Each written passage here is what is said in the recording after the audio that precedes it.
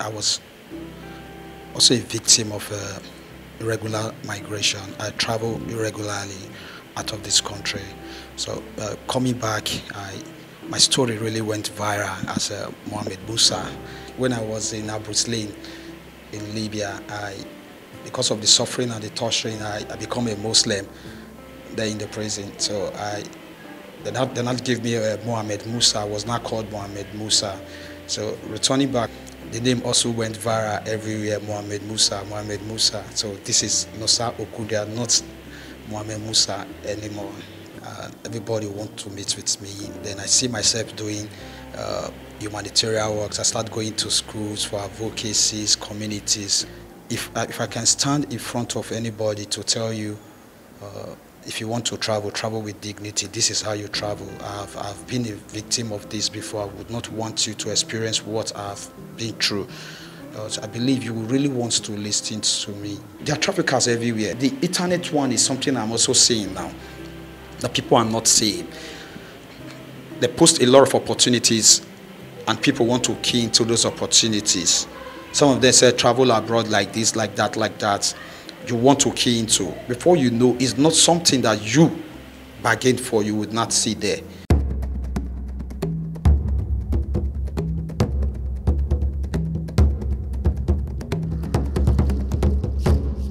Nosa Okundia was once a victim of illegal migration, an incident which would later change the trajectory of the young man.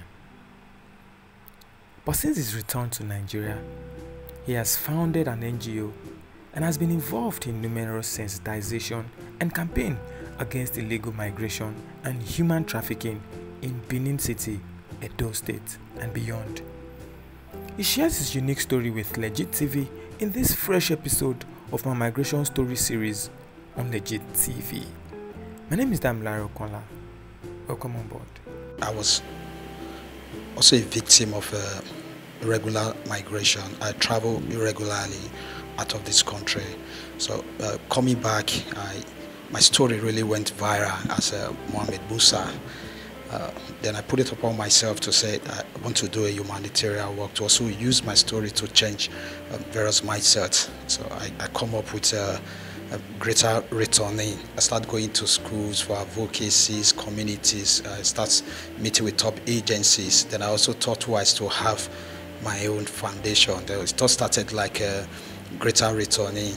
So when I finally registered the NGO, that was in 2018, become Greater Returnees Foundation. So since then, I have my office, where you are now. So we are in my office. So we do a lot of advocacies. We do school outreaches. We do root cause in community. We do dialogues in community. Then we also do community and school must be aware of the dangers involved in trafficking in person and irregular migration. We are seeing that if human trafficking or irregular migration cannot be stopped, but it can be reduced to the barest minimum. So that's why we put our stories in the line that maybe government alone cannot do it, that we ourselves as a returned migrants, we can also do the same by looking for a way to come into this menace called trafficking in person, to see how we can curb it, because Edo State cannot be mentioned as a home of traffickers and irregular migrants anymore. It's scourge, and we want to reduce it. That is what we are doing. Okay, people, based on what you just said, people often say that Edo people and irregular migration are like 5 and 6. Why exactly do you think people have this impression about the people from Edo State? Yeah, I would say it's a theme of the past, because if you check the record, I believe Edo, you will not see Edo in #1 position anymore. Because of the advocacies, the way people are making people to understand the dangers involved, because we are not telling the success story that thank God I came back alive. We are telling the dangers involved, that don't go. Do not allow yourself to be deceived. So a lot of persons are aware these days, and we are still doing more. We are not talking about the urban area now. We are talking about the rural area. There are a lot of things that need to be done to be changed in those areas. So that was things of the past, that they said Edo is the home of traffickers and where people travel irregularly. It's Edo State. But I believe Edo will not be in that list anymore. So what I'm asking is, when Edo was top of the list, why do you think it was so? Why were people regularly leaving Edo State? Why was it so? I mean, do you agree that it was so before, that Edo was top of the list? And if you do, then why were people from this state particularly leaving? But to me, everybody have various mindsets. To me, a lot of persons think that there's no hope here in Nigeria, much especially in Benin here, that there's no job opportunity. Being a graduate, you have done this, you have done that, that there's no hope. But to me, I believe there's hope here. If you are creative, you have an idea, a lot of persons can key into your idea, just like my idea of my foundation called Greater Returnees Foundation. A lot of persons have seen how they can come in, how they can support, how they can also help us to reduce the menace. But to me, a lot of persons said it's poverty, but I see it these days now as poverty of mindset. So everybody has their thinking, their way of doing it. So but my advice is that migration is all right, but if you want to do it, yeah, sure you do it with dignity by having the right documents that authorize you. You know, some persons keep saying they have tried, they are not giving them documents. Just what is really dragging us back because lack of information. If really at then when I want to migrate, I know of MROC, Migrant Resource Center, I would that make the kind of mistake I've made before. I would have go to some of those agencies to seek for ideas before I traveled, or before I want to also travel, the country I want to travel to, I will also try to know their immigration policy and their visa policy, so that I will know how to apply, so that they would not deny me of my invites and all. You mentioned Mohamed Musa, that you went viral as a Mohamed Musa who returned and everybody wanted to talk to you. Could you give us an idea who Mohamed Musa was? I mean, this is Nosa Okundia, but Mohamed Musa, the person who returned then, what was he like? Wow. Actually, before I returned back, when I was in Abrus Lane in Libya, because of the suffering and the torturing, I became a Muslim there in the prison. So they not give me Mohamed Musa. I was not called Mohamed Musa. So returning back August 23rd, 2016, the name also went viral everywhere, Mohamed Musa, Mohamed Musa. So this is Nosa Okundia, not Mohamed Musa anymore. You remember the date? This is the second time you're mentioning the date without failing, August 23rd, 2016. What was it like for you, that period? What were you doing in Nigeria before you left, and what did you come back to? Yeah, I was actually doing well as a young man, full of life, but sometimes, I was into carpentry, and I also run a barbering shop. Also, most think that because of the foundation I come out from, I was actually living with a wedding man here in Delta State. When I got the information from my friend, I was just like, wow, said the journey is just so smooth. You know, they said, who not go, no, no. It's only when you have been there, that's why you know how the story is.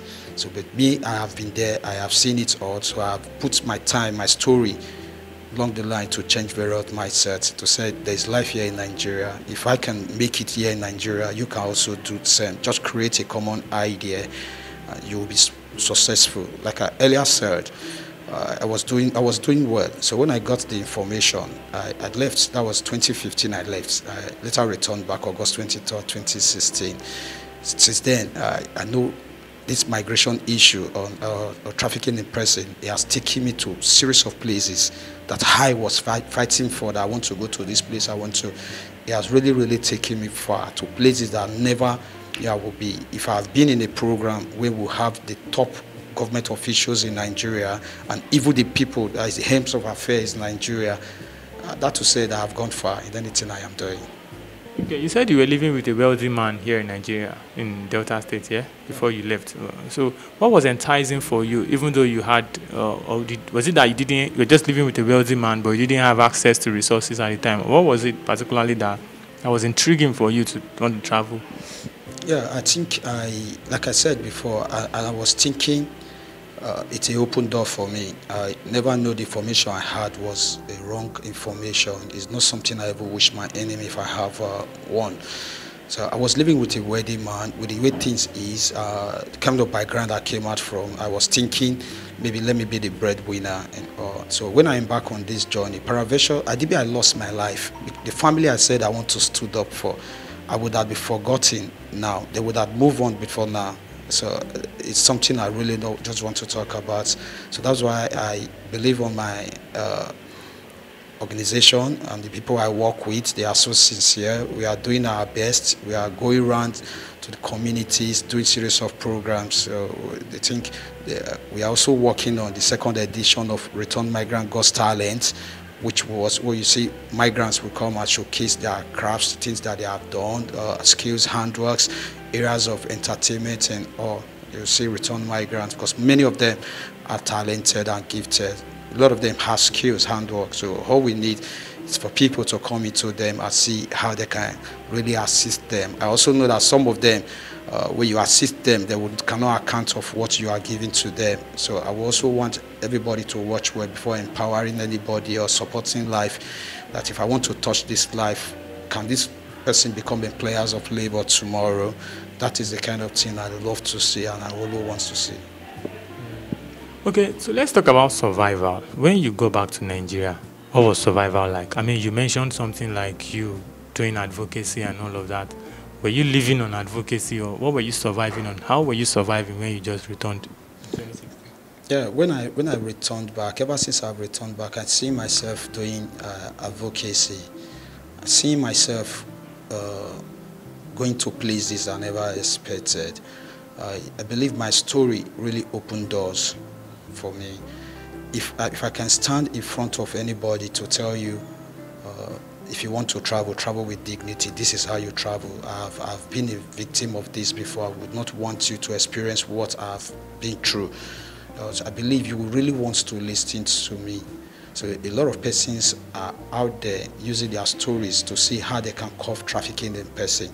That's why you see the scourge in Edo State has been reduced, because of some people like us out there, and there are also other persons like me out there doing the same thing I am doing. So we really need support to carry out those things, like areas of mobility, to go to those rural areas. Also, we need a lot of top agencies that can come into and partner with us, that can support us financially to carry out this work we are doing. It's a humanitarian work. It's not just work for me alone. It's a work for all, to see how we can curb trafficking in person. And through this means we are doing, we have brought so many traffickers to book.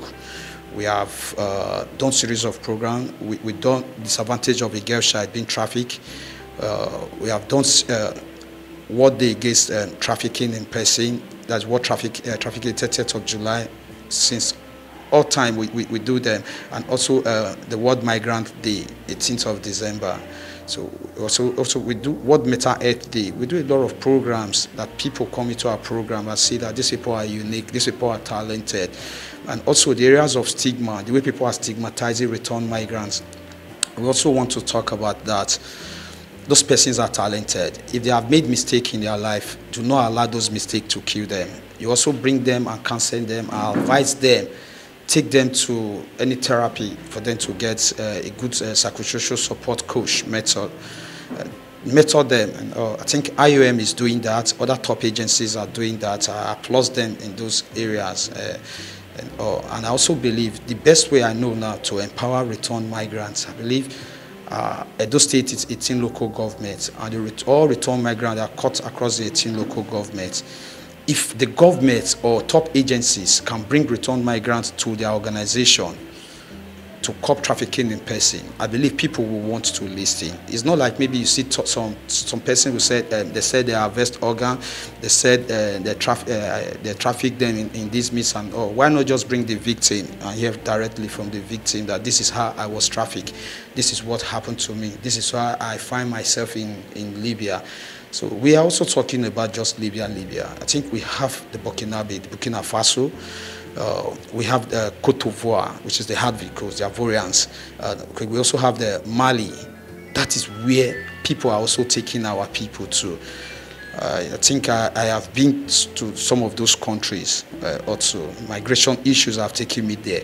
So I think when I was in Mali, I followed an organization to Mali. I think I asked one Nigerian girl, Benin girl to be precise, from Edo State, say, what are you doing here?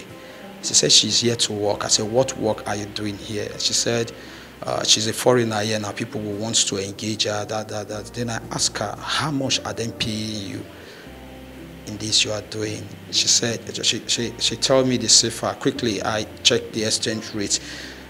It's not even up to 500 naira. Yeah, I said, why are you doing this? Why are you killing yourself here? Why not go back to Nigeria? If at all you want to do it, go and do it in Nigeria. It's better than endangering your life. Yeah, she said she will have a lot of customers and this, that. I think about 5 months later, I saw this girl in the IUM training center. She said, you are back? Thank God you are back. She said somebody advised her she don't want to lose her life. Now you know you lose your life. That this journey is suicidal. It's not something you even wish your enemy if you have one. So being around, being creative, I believe if you have a business that is giving you 500 naira every day, it's a very big business you are into. You don't know. But the selfish interest we have that we want to make it in full. We want to make it the way we don't supposed to make it. But the truth is that you that entered illegally as irregular migrant, you are just like somebody that passed through the window. There's a kind of things that you would not be open to. I believe it's almost 20, I think about 29 countries that make Schengen nations. One, as an Englishman, if you have been to Italy, the first thing that will affect you is the language barrier. You will have to, or else you cannot work. And if they are giving you stipends, and remember, your document will also be renewed.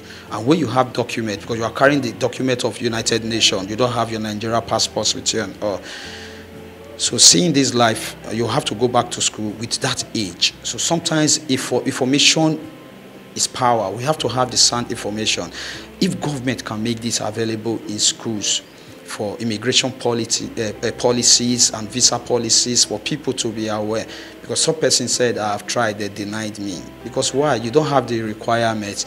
You don't ask questions so that you will not fall victim. You don't make mistake of what you are going to find yourself doing. So information is powerful. Right. You mentioned a few countries. You mentioned Burkina Faso, you mentioned Mali, you mentioned Cote d'Ivoire. Which other countries do you think Nigerians want to go to from what you've gathered from the information at your disposal, apart from Libya? Because Libya seems to be the easiest or the closest for people to go to Europe. But which other country do you think, or countries do you think people are quick to want to go to? Okay. And why? Okay, a lot of them also. I think many of them go to Lebanon, Dubai, particularly most of the girls. And even if you get to find out now, the rates, the return migrants are going out of these countries, it's something that really touched me, because I think I know of so many who have embarked on this same journey. Yeah. Yes, because some of them said they prefer dying there than to die here because of what they have been through or what they have seen. I know that trauma also tells, or mindset have to be changed.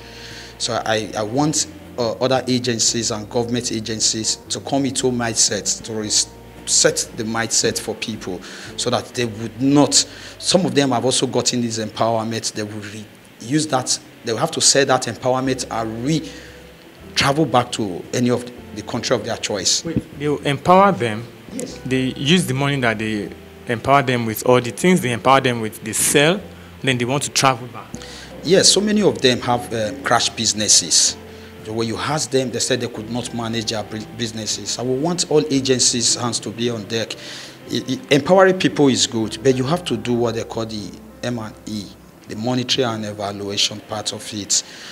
If you are giving to this person, you have to see how this person invests what you have given that person. If you are seeing that thing that is going well, your heart will be full of praise and joy that this person is really, really doing well. You don't empower somebody that you've not canceled, areas of mentorship, areas of psychosocial support to offer to that victim. Because so many of them, what they have been through or what they have lost is still affecting them. So I would want, before empowering any return migrant, if you can take on that return migrant for like 3 weeks on areas of mental health issue, to know that if I'm giving this person this empowerment, and the family as well should be aware. Yeah, because some of them now, they are still the breadwinner of their house. If you are empowering them, automatically you have to also empower the family. Right. Because so many of them, you empower them, they will see use what you are giving them to start life, to also feed the family. So be there. Tomorrow that person will have a crash business. That person will have nothing to fall back to.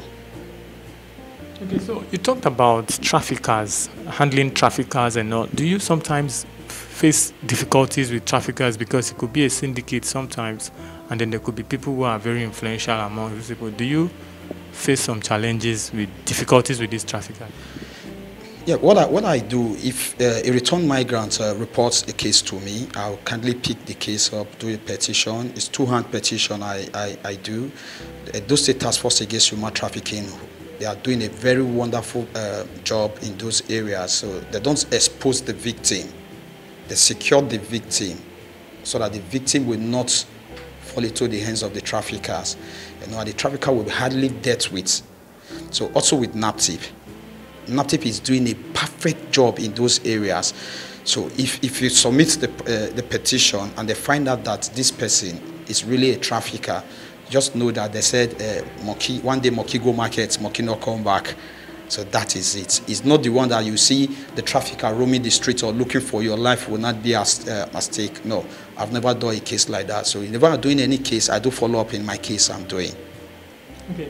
Finally, what's the happiest day for you since you started? You said you started about 6 years ago. That's 2016. What's like the happiest, or barely over 5 years now? What's the happiest moment for you so far? What has been the happiest moment for you so far? The happiest moment when I see a returned migrant that they have empowered, that is doing so well. That if I go to that person's shop, I say, "Wow, is this your shop?" Do you have cases like that? Yes, I know so many of them. I also know some of them that have crash business, that have good reasons that why their business are crashed. I also have some of them that they've empowered that they have nothing to show for. But they are also out there. But I plead to organizations, to agencies that have this fund, to also not look at those areas, because so many of them are also closing the doors for other persons not to have these benefits. So if these agencies can come in to recycle those persons again, to bring them into the system again, to restructure them, because many of them that have crash business, before you know, they will fall into the hands of this trafficker. They will want to travel back. Said, why am I living here when I have nothing to fall back to? But when he have that thing as empowerment, he could not get hold to the empowerment. Now he has lost the empowerment. So a trafficker can easily walk up to he or she, or a friend can also come to her that, what are we doing in this country? They said there is, you know, you have skills, you have handwork. Somebody wants to help us with this handwork and that. You know, this language of traffickers. And also, there are traffickers everywhere. And also, the internet one is something I'm also seeing now that people are not seeing.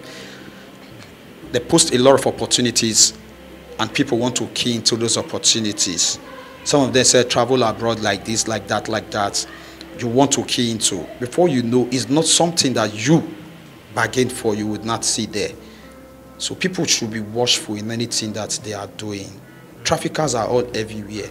They could be your brother, they could be my brother, but they are just out there looking for people to destroy their life. If it's not hard, let them send their whole family. Let them take their whole children there so that they will see the life that people are facing, the people that they are rather their life useless. And these are some people that are supposed to be the future of this country, the way Nigeria is today. Right. Yeah. Okay, so I just remember this. NGOs, people believe they set them up to make money and enrich pockets, because I asked you earlier what you do for survival. You do. So what do you have a side job you do, or this is just what you do? And how do you make a living from doing it? Yeah, I am a farmer. Like I said, I have a fish farm. I do.